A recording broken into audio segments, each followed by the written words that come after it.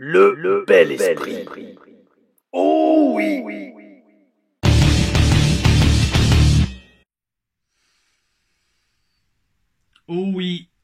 Oh oui, mes amis.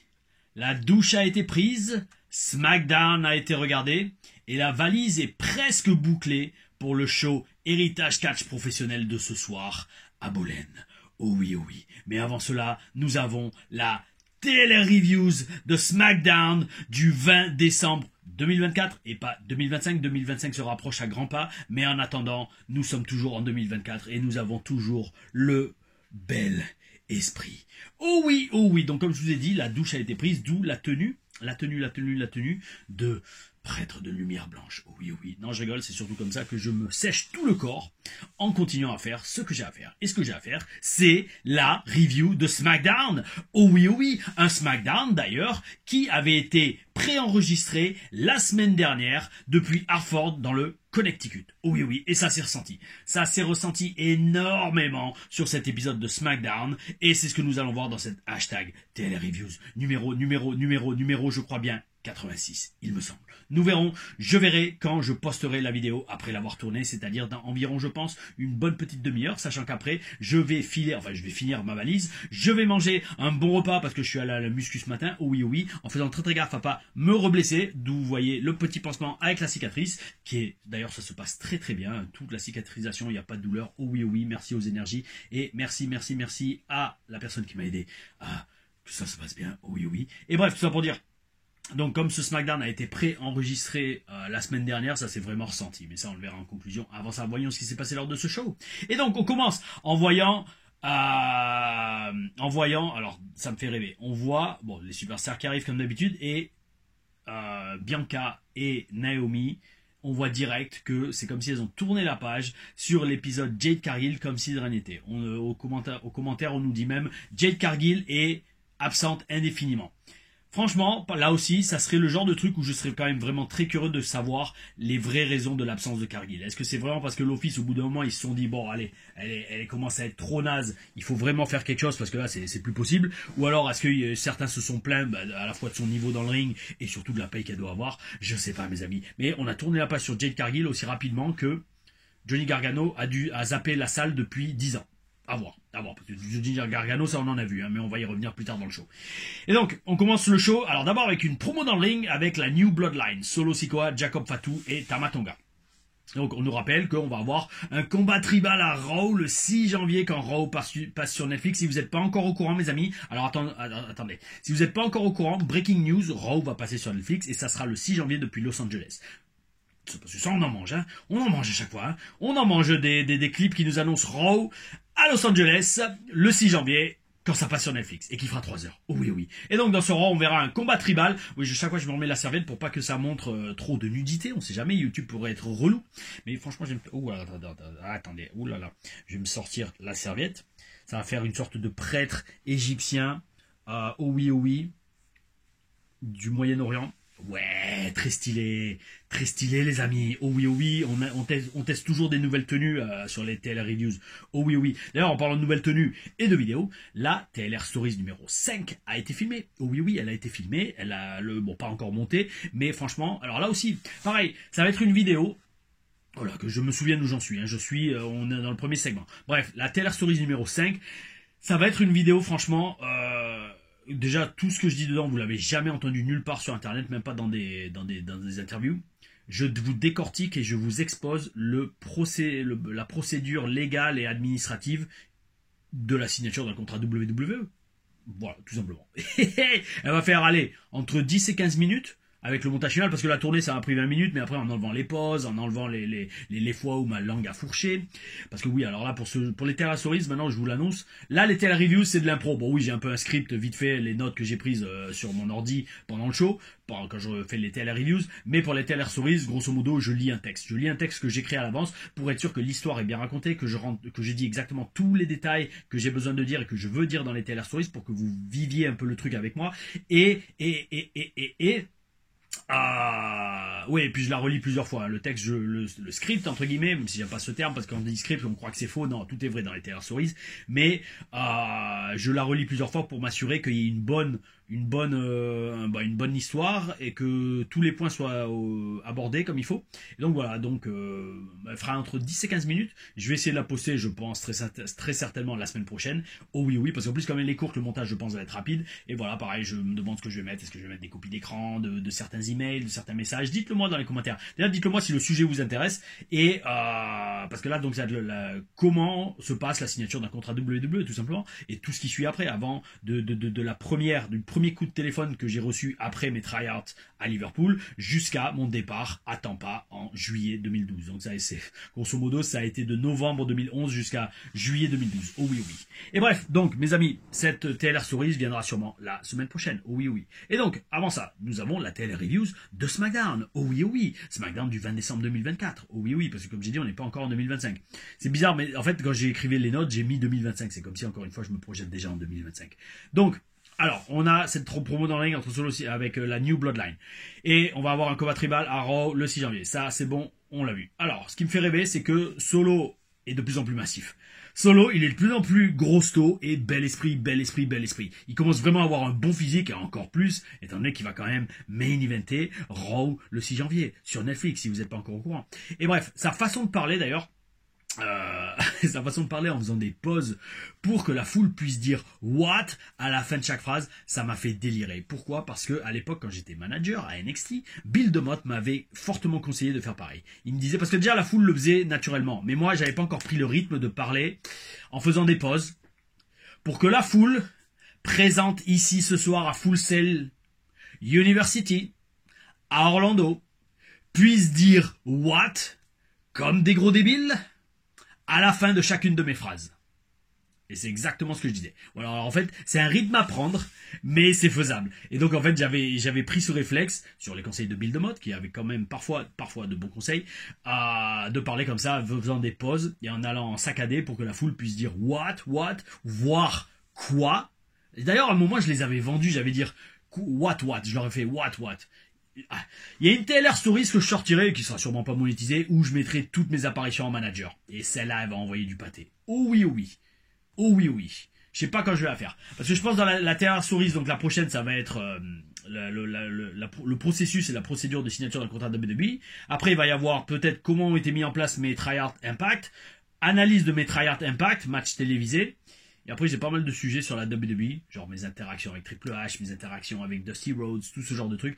On verra, mes amis. On verra. Qui vivra verra. Et en attendant de qui vivra verra, on voit que Solo est toujours excellent au micro. Oh oui, oh oui. Franchement, il gère et il a totalement sa place et il s'est installé en tant que main eventer. C'est aussi très intéressant de noter que quand il énumère toutes les personnes qu'il va laisser de côté pour le match combat tribal, qu'il accepte, bien sûr, contre Roman Reigns, il mentionne tout le monde, sauf qui? The Rock. The Rock, oh oui, oh oui, il mentionne tout le monde. Il mentionne tous les mecs de son côté, tous les mecs du côté de Roman Reigns, mais il ne mentionne pas le High Chief, Dwayne Johnson, The Rock. À garder en tête, mes amis, à garder en tête. Après, on a Drew McIntyre qui arrive. Lui aussi, bien sûr, alors, excellent. Au micro, Drew McIntyre, il est excellent. Drew McIntyre, au micro, voilà, là, c'est parce que les lunettes sont sous la serviette, ça me pince, enfin, ça me fait mal sur les arrêts du nez. Ouh, c'est relou. Mais bref, Drew McIntyre, pour moi, c'est le prototype de la WWE Superstar. Je l'ai déjà dit dans des reviews précédentes, mais je le redis, il gère à tous les niveaux. Il rappelle que c'est Solo qui lui a coûté sa chance pour le titre mondial. Et c'est pas mal parce que on sent de la tension entre les deux, comme dans un film, entre deux chefs de gang qui se rencontrent. Mais pour l'instant, ils mettent leurs problèmes de côté parce que lui et Solo ont le même but qui est de annihiler Roman Reigns. Donc, mais qu'après, une fois que ça sera fait, peut-être ils se friteront l'un et l'autre. Oh oui, oh oui. Jimmy Uso arrive, se venge de Drew. Et ensuite, ça part en baston parce qu'on enchaîne sur un match 3 contre 3. Oh oui, six-man tag match entre Andrade, LA Knight, Apollo Crews et la New Bloodline. Alors c'est une alliance un peu bizarre quand même des babyface, faut pas se le cacher, mais ça fait du bien de revoir Apollo Crews en action. Oh oui. Et pendant que je regarde ce match, en fait, j'écoute les commentaires et je me demande sincèrement, parce qu'ils font mousser le match du 6 janvier, franchement les amis, qui croit sincèrement et légitimement que Solo a une chance de gagner? Je sais pas. Je parle de gagner seul, je parle de gagner en 1 contre 1 contre Roman Reigns. Qui croit sincèrement que Solo va gagner et que Roman Reigns va perdre et que Roman Reigns va pas récupérer le oula voilà. Je vous pose la question. Parce que même moi, en fait, je me dis, j'en suis à un moment à me poser la question maintenant, à me dire, qu'est-ce qu'ils vont faire comme booking? Est-ce qu'ils vont faire gagner Roman Reigns clean à Raw le 6 janvier et ensuite The Rock revient au Rumble ou le Raw d'après, pour le deuxième épisode sur Netflix? Ou alors, est-ce qu'ils vont faire intervenir The Rock et faire gagner Solo, mais donc Solo peut pas gagner tout seul? Voilà. Franchement, dites-moi dans les commentaires si vous imaginez Solo gagner clean seul. C'est impossible. C'est littéralement impossible. Enfin bref, je suis curieux de voir le booking qu'ils vont faire. Tout le monde pense et semble croire que The Rock va revenir le 6 janvier. Mais les connaissants, peut-être, justement, vu que booking prévisible qui ne veut plus être prévisible, est-ce qu'ils vont pas faire un truc du genre, bah non, Roman Reigns gagne clean, et par contre, Rock revient après le match, alors limite après le match, ou alors la semaine d'après. À voir, ou carrément au Rumble, s'ils veulent vraiment pousser le truc. À voir, mes amis. Mais donc, dans tous les cas, ouais, ça va être très intéressant de voir le booking dans 2 semaines. Oh oui, oh oui. Et donc, alors, en parlant de devenir massif, parlons de Jacob Fatou, ou plutôt, Jacob fait tout. Parce qu'il fait tout dans les matchs. Il fait tout. Il s'occupe de reprendre, il s'occupe d'être le mec qui va prendre l'avantage pour son équipe. Il s'occupe limite de faire la fin des matchs. Donc c'est plus Jacob Fatou, maintenant c'est Jacob fait tout. Et donc j'ai l'impression que, comme j'ai dit que Solo est devenu de plus en plus massif, Jacob Fatou, j'ai l'impression qu'il a pris un peu de poids. Oh oui, oh oui, donc il porte son t-shirt. Parce qu'il avait bien séché avant pour ses débuts à la WWE, mais là, les hanches se sont un peu épaissies avant Noël. Alors, bon, c'est bien évidemment aucune critique là-dessus, parce que dans tous les cas, le mec reste un excellent catcheur, mais je remarque toujours ce genre de petits détails. Oh oui, oui, parce que ça fait plus de 20 ans maintenant que je suis dans une salle de sport, et que, pour ceux qui le font également, on a l'œil pour ce genre de petits détails. Oh oui, oui. Et donc, quand à un moment, bon, donc, quand le match classique, 6 contre 6, quand les babyface commencent à dominer le match, Shinsuke Nakamura arrive et attaque LA Knight, Louis Albert Chevalier. Oh oui, oh oui. Et ça me rassure un peu. Parce qu'au début du match, en fait, quand je vois LA Knight arriver avec Andrade et Apollo, je me fais, qu'est-ce qui se passe? C'est étrange que LA Knight ait aussi rapidement oublié le titre américain. Et donc, Nakamura qui arrive et qui attaque LA Knight dans le match, oh oui, et d'ailleurs ça cause plus ou moins la victoire de la New Bloodline. C'est super parce que je suis quand même très intéressé de voir la feud entre LA Knight et Nakamura continuer parce que les deux sont un excellent mariage. C'est bel esprit. Et donc aussi c'était logique que la New Bloodline gagne ce match parce que il faut que Solo look strong. il faut que Solo ait l'air fort pour arriver jusqu'au 6 janvier, date à partir de laquelle il va passer au second plan. C'est quasiment sûr. Parce que soit il perd contre Roman Reigns clean, donc il passe au second plan, mais Solo Sikoa va devoir trouver autre chose. Peut-être une feud avec Drew McIntyre, mais ça va être pourri, heel contre heel. Ou alors, Solo gagne, mais grâce à The Rock, et donc c'est The Rock qui va revenir et qui va reprendre le spotlight. Donc dans tous les cas, Solo, merci pour tes services, amigo. Merci pour ton service, ça va être le titre de la vidéo. Merci pour ton service, Solo. À bientôt. Ou à bientôt Solo Sikoa avec une mec qui dit au revoir, je sais pas, mais je pense que ça va être ça. Oui, oui. Donc après ça, on a la WWE qui rejoue pas mal de clips de Saturday Night's Main Event et qui enchaîne sur une promo backstage Kevin Owens. Cette vibe de psycho, de taré de Kevin Owens, ça va. Franchement, c'est vraiment bien parce que ça lui donne un nouvel aspect dans son perso et ça lui donne quelque chose que, en fait, il passe plus au second plan comme étant le sous-fifre de d'autres gars qui combattent la Bloodline. Bel esprit. Par contre, j'ai pas compris le clin d'œil à la fin de sa promo. Le mec, il fait une promo super intense et à la fin, il fait un clin d'œil genre, frérot, c'est quoi? C'est une inside joke ou quoi? Si un taré va pas faire ça en fait. Un taré va pas faire ça. Parce qu'en fait, tu fais le taré tout le long de la promo et à la fin, tu fais hey, on se voit au prochain show. Ok, d'accord, peut-être, je sais pas. Ben bref, peut-être t'as essayé d'avoir du charisme. Who knows. Après, alors en parlant de charisme, justement, parfaite transition. Là, j'ai pris littéralement une claque de charisme dans la gueule parce qu'on a dans les vestiaires un Johnny Gargano qui parle pendant plus d'1 minute. Segment suivant. Grayson Waller Effect avec Braun Strowman. On sent, et c'est là qu'en fait, quand je fais le bilan du show, de ce SmackDown, on sent que c'est un épisode qui a été préenregistré. Parce qu'en fait, le booking et les noms qu'on voit à l'écran sont quand même très légers. On a eu beaucoup de matchs en équipe, et là, le Grayson Waller Effect avec 2 gars 8 Down Under qu'on n'a pas vu depuis des mois. Braun Strowman qui arrive, qui est pas mal au micro, mais bon, le segment, en fait, le truc c'est... ouais, en fait, ce segment, il a pas servi à grand chose. Voilà. C'est ça, en fait, c'est exactement ça. Parce que là, je l'ai dit en conclusion du segment, mais autant le dire tout de suite. En fait, t'as Ethan Down Under à TDU qui propose à Braun de s'associer avec eux. Ok, Braun répond à peine et dit me manque pas de respect. Carmelo Hayes arrive pour leur couper la parole et ça enchaîne direct sur un match simple. En fait, ce segment c'était juste pour tuer du temps. C'est juste pour tuer du temps pour laisser les superstars régulières à la télé se reposer et voilà. Donc en fait, il a apporté que dalle, absolument que dalle, si ce n'est un match simple entre Carmelo Hayes et Braun Strowman.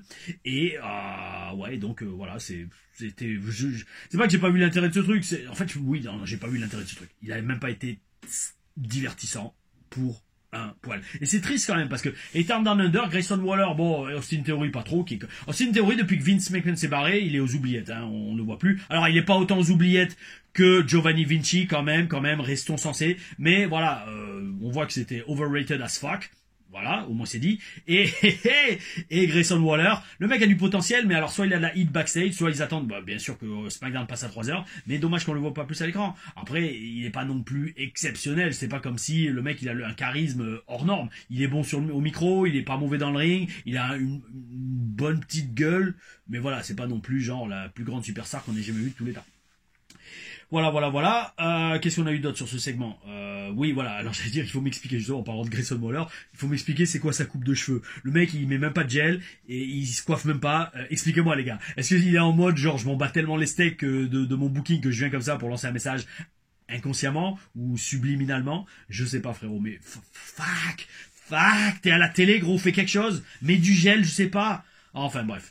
D'ailleurs, je pense que je dois être le seul à avoir remarqué ça, parce que justement, je prête attention aux détails. Oh oui. Et donc, après ça, donc, comme je vous ai dit, on a un singles match entre Braun Strowman et Carmelo Hayes. D'ailleurs, je crois bien. Ah non, c'est pas le seul singles match, on en a eu un autre après. Alors, justement, Carmelo, ça devient un peu le workhorse de SmackDown. Workhorse, ça veut dire le mec qui travaille. Oui, en fait, maintenant, je dis fuck comme les Québécois. Oh oui, Austin Callis, je dis fuck comme les Québécois. Et pourquoi je mets des H aspirées quand je parle québécois? Je sais pas. Je travaille sur mon accent québécois parce que je sais que vous le kiffez. Je pense pas qu'on va le voir à ce SmackDown parce que j'ai pas encore eu la vidéo de Krasbiz qui m'a promis une vidéo à la fois pour son anniversaire mais aussi pour immortaliser tous mes Raw. Une vidéo qui sera un peu une Raw view. Oh oui. Bel esprit. Et bref, donc, Carmelo, est un peu le workhorse de SmackDown. On le met dans plein de matchs différents, avec des styles différents, et il montre qu'il peut s'adapter avec brio à tous ces challenges. Oh oui. On l'a vu enchaîner les matchs avec Andrade qui étaient énormes, et maintenant on lui met Braun Strowman dans les pattes. Oh oui, bel esprit. Franchement, dans ce match, il se débrouille très bien. Il raconte une belle histoire avec le géant qu'est Strowman. Carmelo se donne vraiment à fond pour avoir un gros match. Et franchement, avec beaucoup de très belles actions et une victoire par décompte à l'extérieur du ring. Bel esprit. Une histoire magnifiquement racontée. Et justement, Braun Strowman peut aller serrer la main à Carmelo et le remercier parce que il a été capable de lui donner un match très divertissant et très bon avec une histoire très bonnement racontée. Et Carmelo est exactement le genre de talent dont Strowman a besoin pour briller à la télé. Parce qu'en fait, Carmelo est tellement bon et tellement fluide et tellement athlétique ça cache les faiblesses et les limitations physiques de Strowman. Oh oui. En plus, comme ça continue après dans les vestiaires où Strowman cherche Carmelo et lui court après et Carmelo l'attaque avec une chaise. Oh oui, super booking. C'est la feud va continuer et c'est énorme. La vibe de cette feud, c'est Carmelo qui est un peu comme une mouche à MERDE ou alors une sorte de moustique qui tourne autour de Braun Strowman et qui gave le géant. Qui n'a jamais été gavé par un moustique qui vient faire bzzz au creux de votre oreille? Je vous le dis, je vous pose la question les amis, et ben moi ça m'arrive souvent et je peux vous dire c'est relou. Et ben Carmelo il a cette vibe avec Strowman et c'est énorme parce que je pense qu'on va avoir une petite feud entre les deux et c'est super parce qu'il me tarde de voir comment cette feud va évoluer. Parce qu'en plus Carmelo il arrive quand même à être relativement crédible dans cette feud avec son côté arrogant, athlétique et intelligent aussi parce qu'il a bien entubé. Oh oui, Braun Strowman dans ce match en gagnant par décompte à l'extérieur du ring. Après ça mes amis on a un singles match entre Johnny Gargano, mon catcheur préféré #ironie, et Alex Shelley. Un match dans lequel on nous vend une amitié qui dure depuis plus de 20 ans. Alors mes amis je vous pose sincèrement la question, qui se soucie, s'intéresse à cette amitié? Certainement pas moi. Je m'en bats complètement les steaks parce que aucun des deux n'a du charisme. Alex Shelley est très talentueux. Ok, c'est une référence. Johnny Gargano n'a absolument rien de spécial du tout. Et je l'ai vu encore plus dans ce match. Et vous allez voir, je suis pas le seul à l'avoir vu d'ailleurs. Et franchement, je m'en bats les steaks de ce match et je m'en bats les steaks du fait qu'ils vendent. Oui, ça fait 20 ans qu'ils sont amis. Alex Shelley, c'est un peu le mentor de Gargano. Mais frérot, sois pas fier d'avoir formé un gars comme ça, hein, parce que waouh, c'est moi je serais jamais, je dirais jamais, je suis le mentor d'un mec qui est moyen dans le ring. Et bref, le truc c'est ce que je vous dis, ça me fait rêver. Alors les amis, moi qui pensais que je pouvais pas aimer encore plus Corey Graves, là Corey Graves est encore monté dans mon estime. Le mec détruit littéralement Gargano aux commentaires, avec des histoires personnelles qu'il a vécues personnellement avec lui, disant que il serait prêt à remonter sur le ring juste pour détruire Gargano. Oh oui, bel esprit. Et en fait c'est énorme parce que il dit même que Gargano a uniquement moussé dans le business parce que son père, donc le père de Gargano, laissait tout le monde dormir chez lui. Et que donc ça faisait économiser de l'hôtel, l'argent de l'hôtel à tous les catcheurs qui bossaient sur les indies, là d'où il vient. Waouh, waouh, waouh, waouh. Mes amis, si un jour je commande des shows de catch avec Corey Graves, Johnny Gargano arrête le catch au bout d'une semaine, je vous annonce direct. Et bref, tout ça pour dire, franchement, je vous conseille très sincèrement d'aller écouter ce match en version originale et vous verrez qu'au final, et franchement, vous verrez qu'au final, en entendant Corey Graves, vous vous rendrez compte qu'au final, je suis assez gentil avec Gargano, comparé à Graves. Croyez-moi. Oh oui, oh oui. Allez regarder aussi en version française, chose qu'il faudrait que je fasse. Il y en a quelqu'un dans les commentaires m'a conseillé de regarder un jour un Raw ou un SmackDown en version française. Il faut juste que je vois c'est sur quelle chaîne que ça passe et que je le fasse. Mais ouais, je vais peut-être le faire parce que c'est vrai que bon, Philippe et Chris, c'est des très bons amis et je les respecte énormément. Mais c'est vrai que j'ai jamais vraiment vécu un Raw ou un SmackDown avec eux. Il faudrait que je fasse. Il faudrait que je fasse et que je compare. Oh oui, oh oui. Et bref, tout ça pour vous dire, mes amis. Ouais, donc allez voir aussi les commentaires français parce qu'apparemment ils m'ont mentionné lors du dernier NXT, pas dans le segment où on me voit une demi-seconde, mais dans le segment où on voit Charlie Dempsey et Lexis King s'entraîner en mode Hindu squat et Hindu push-ups. Oui, oui, parce qu'ils savent que je m'entraîne tout le temps comme ça. Ah ou bel esprit. Et donc, bref, par rapport à ce match, on a quand même eu un bon match, mais la foule était morte. Elle était morte pour ce match. Mais le match était bon. Et même si Shelley montre qu'il est bien supérieur à Gargano, oh oui, on a vu que Gargano dans le ring n'a rien d'exceptionnel. Ni sur son physique, ni sur son style de catch. C'est Shelley qui a mené le match, c'est Shelley qui a fait les trucs cool. Alors ok, Gargano est heel, mais le problème c'est que si t'es heel, tu fais rien de spécial dans le ring, en mode Carmelo Hayes, et qu'en plus t'as pas de charisme, explique-moi pourquoi t'es sous contrat avec la WWE, je sais pas, peut-être parce que le patron t'aime bien, qui sait. Et alors Gargano gagne en trichant devant une foule qui reste totalement silencieuse. Oh oui. Et après arrive, mes amis, le main event. Alors, quand même, par rapport au segment avant, l'évolution de cette feud, je m'en bats les steaks. Et je pense pas que je suis le seul, vu la réaction de la foule. Main event. Les seuls qui doivent je vais y arriver, mais les seuls qui doivent se soucier de cette feud, je pense que ça doit être les 30 personnes qui regardent la WWE aujourd'hui et qui regardaient la PWG il y a je sais pas combien d'années. Je pense, très sincèrement. Main event entre Naomi et Bianca Belair contre Nia Jax et Candice LeRae pour le championnat féminin par équipe. Booking moyen quand même. Je le redis, d'avoir viré Jade Cargill du titre de championne par équipe et de l'avoir remplacé par Naomi sans même un battement de cils de qui que ce soit. Bonne opposition de style dans ce match quand même, et Bianca montre qu'elle est toujours aussi athlétique et incroyable dans le ring. Naomi fait ses prises, fait tout son moveset comme d'habitude, ok sans plus. Nia Jax en big girl, elle est quand même bonne, quand même, faut dire, elle bouge bien et elle a bien compris son rôle de big girl dans le business. Et Candice LeRae est invisible. On aurait pu mettre n'importe qui d'autre à sa place, le match aurait été absolument le même. D'ailleurs, même à la fin, il y a un malentendu, je pense la faute, alors il y en a plein qui vont dire c'est la faute de Nia Jax, non, je pense que c'est la faute, je suis pas sûr, mais bon, je sais pas le spot comment il devait être, mais je pense que c'est Candice LeRae qui aurait pas dû se baisser et qui aurait dû se prendre la corde à l'âge de Nia Jax. Bon, enfin bref, dans tous les cas, d'ailleurs, toute la fin du match a l'air assez brouillonne, hein. Les superstars sont-elles fatiguées ? Peut-être, après avoir fait 2 shows comme ça d'affilée. Respect à Bianca Belair qui traverse presque le ring avec son 450 sur Nia Jax. Nia Jax d'ailleurs qui pisse le sang du front. Ouais, c'est franchement la fin de ce match, c'était un peu tout et nimp. J'ai pas trop compris aussi. Alors à la fin, il y a Nia Jax qui demande la mallette à Tiffany, je pense pour tricher. Tiffany met 20 ans à se décider. Ça fait que Nia Jax se prend un coup de pied, si je me souviens bien, de Naomi ou Bianca, je sais plus, bref, dans tous les cas, ça fait que ça permet aux championnes de conserver leur titre. Bref, mes amis, c'est un main event qu'on peut vite oublier très rapidement et qui conclut une version de SmackDown, enfin un épisode de SmackDown qui a quand même été très léger. Pourquoi ? Parce que, donc, comme je dis, on sent qu'il y a, en conclusion, les fêtes de fin d'année qui arrivent. Ça va nous faire oublier ce SmackDown et dans lequel on a eu beaucoup de matchs par équipe et de superstars qu'on voit pas souvent parce que ça a été 2 SmackDown enregistrés d'affilée et que quand ça arrive, il faut quand même laisser un peu de repos aux superstars pour éviter les blessures. Doucement mais sûrement, mes amis, on va vers 2025 et Raw et SmackDown qui vont se mettre à durer 3 heures. Oh oui. Oh oui. Et bref, ouais, non, comme je vous dis, ce SmackDown était quand même relativement plus que moyen. Mais on a vu quand même un progrès très léger, très léger quand même, il faut l'avouer, sur le physique de Johnny Gargano. Mais il n'y a pas de quoi sortir le champagne parce que, je vous le redis, ça fait 10 ans qu'il est sous contrat avec la WWE et c'est scandaleux d'avoir le physique qu'il a. Et bref, en parlant de scandaleux, ça n'a absolument aucun rapport avec ce que je vais dire. La question de la semaine. Oui, oui. Alors oui, non, c'est scandaleux que je ne vais pas refaire mon accent québécois dans cette vidéo. Tout simplement parce que j'attends la vidéo de Crasbis. Qu'est-ce que tu fais, amigo? Asti de calice, qu'est-ce que tu fais? Qu'est-ce que tu fais, mon esti? Où est la vidéo des reviews? Les reviews, ah oui, fuck! Oh oui, oh oui.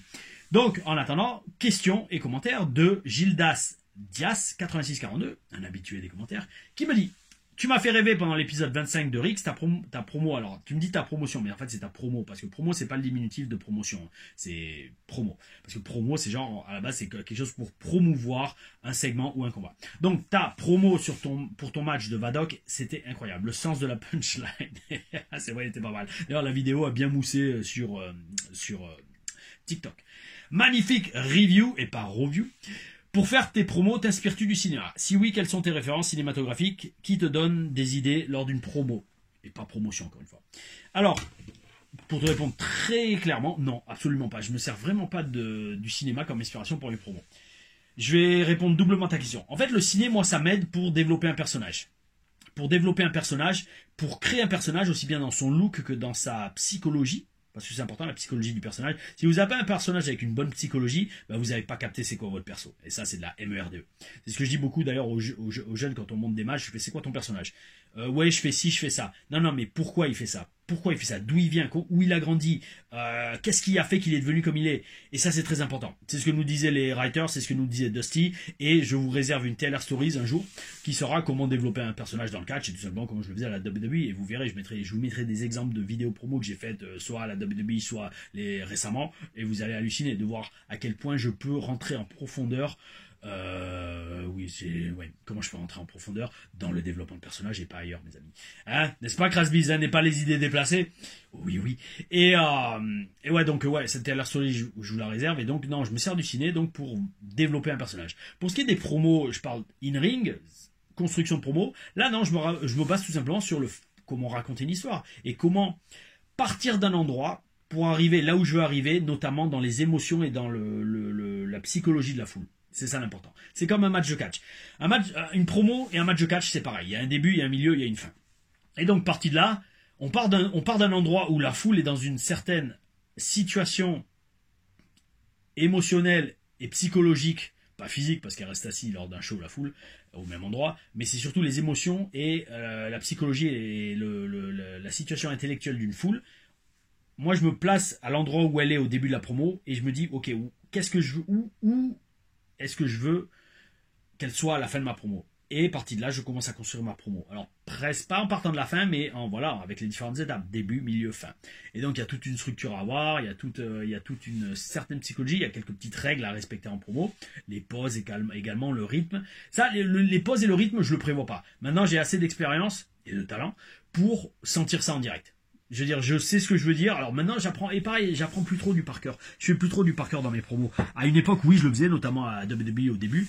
Mais maintenant, non, j'ai les grandes lignes dans ma tête et j'allais dire, je suis assez à l'aise dans le ring et au micro pour improviser tout simplement. Et ça, c'est bel esprit. C'est bel esprit parce que quand vous commencez à atteindre ce niveau, oh oui, ça le fait et ça montre que vous avez non seulement l'expérience, mais que vous vivez ce que vous faites. Parce que ça aussi, c'est très important. En promo, je m'inspire pas du ciné, non, mais je vis le truc. Je vis le truc et c'est pour ça que cette promo avec Vadok était énorme parce que déjà je l'ai cassé en deux, cette petite MERDE, et franchement tout ce que je disais d'une façon ou d'une autre, je le vivais. Oh oui. Et ça, mes amis, c'est grâce à la WWE et je vous le verrai dans les TLR Stories où je vous le redis, je vous expliquerai comment développer un personnage dans le catch ou à la WWE. Nous verrons. Et donc, mes amis, cette semaine de vidéos se conclut. Les vacances de Noël arrivent, je vais en profiter pour faire une blinde de vidéos. Je vais essayer d'en faire une tonne, d'en filmer plein. Alors, je vais essayer de faire, je vais me débrouiller pour, je vais pas essayer, j'ai l'intention de filmer au moins une douzaine de TLR AM, oh oui. Je vais essayer de faire 2, au moins, voire 3 TLR Stories, au moins je les ai en stock. Je vais faire des vidéos, je pense, hors série, avec le top 5, ou je sais pas, le top 3 des prises agréables à prendre, agréables à faire, difficiles à prendre, difficiles à faire, ce genre de vidéos. Oh oui. Si vous avez des idées de vidéos, n'hésitez pas également à me les poster en commentaire. J'y accorderai beaucoup de réflexion parce qu'on a toujours le bel esprit dans les commentaires. Il y a toujours une bonne communauté. Et là, je suis presque en train. Alors là, ça me fait délirer, mais ça, par contre, ça, vous pourrez pas comprendre. Je pense pas qu'il y en ait beaucoup qui vont comprendre. Mais par contre, quand je vais en parler à Ali de Catch Club, il va popper, il va se pisser dessus de rire. je suis en train de relancer les forums tout et rien dans mes commentaires, avec des gimmicks et des feuds. Là, je suis en train de parler avec Ciel Azur, on est en train de monter sa gimmick de heal, son heal turn, et bah tiens, Ciel Azur, je sais que tu vas regarder cette vidéo. Ouais, écoute, tu me disais ce matin, j'ai vu dans tes commentaires, en réponse, alors déjà tu vas parler de terre, et tu vas prendre l'opposé de Azur, qui est la couleur bleue, d'accord. Et donc moi je te conseille un truc du genre terre rouge, ou red earth, ou red terre, ou terre red, ou alors carrément, tu sais, pendant qu'on y est, tu prends red rum. Red rum, tu sais, qui est dans Shining, Murder à l'envers, et tu mets à l'envers terre rouge à l'envers. Il y a plein de façons de faire. Justement, si t'es un antagoniste. Si t'es un antagoniste, et d'ailleurs, j'ai mis antagoniste. Je sais que j'ai mis quelque part antagoniste, fais voir. Je l'ai pas lu, je l'ai pas relu, je le suppose. Ouais, si t'es l'antagoniste de Krasbiz, qui sera le babyface dans la feud, et que tu seras le heel boring, tu peux mettre tout inversé. Ou alors même, tu sais, alors allons loin, tu prends Krasbiz à l'envers, tu fais son pseudo à l'envers.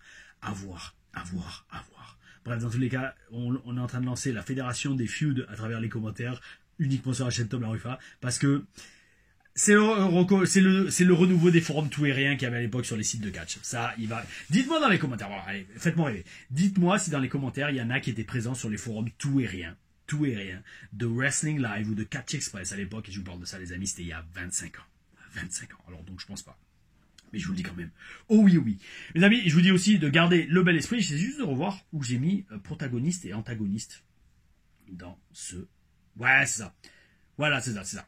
Oui, en fait, c'est par rapport à la feud de Nakamura contre LA Knight, qui va être un peu la feud entre Krasbiz et Terre Rouge, ou Red Earth, Red Terre, Terre Red, Terre Red, ouais, ça peut être pas mal. Terre Red, à voir. C'était par rapport à LA Knight et Nakamura. En fait, je suis intéressé de voir cette feud continuer, car on a deux protagonistes qui sont littéralement des antagonistes, c'est-à-dire deux opposés. C'est comme le blanc et le noir. En fait, c'est pas des opposés, c'est les extrêmes de la même chose. Et bel esprit. Donc, oh oui, mes amis, gardez le bel esprit, gardez le moral, la foi, oh oui, continuez à faire du sport, continuez à péter la forme, comme moi, parce que il est parfait. 9h-5, j'ai le temps de faire la valise, de manger un coup et de partir à Bolène. Pour ceux qui y seront, on se voit ce soir. Sinon, mes amis, on se voit lundi TLRAM, oui, qui sera un match contre une légende du catch européen, si vous n'avez pas encore voté, parce que là, pour l'instant, le match contre un de mes meilleurs adversaires à la WS, c'est 30-70, je crois, les pourcents, de ce que j'ai vu ce matin. Et la semaine prochaine, review de Raw, review d'NXT peut-être le jour de Noël, on verra, ou alors peut-être je prendrai le jour de Noël off, peut-être ils vont faire un best-of d'NXT, nous verrons, et SmackDown, et peut-être éventuellement Taylor Stories dimanche prochain, nous verrons mes amis, oui, qui vivra verra. En attendant mes amis, gardez le bel esprit,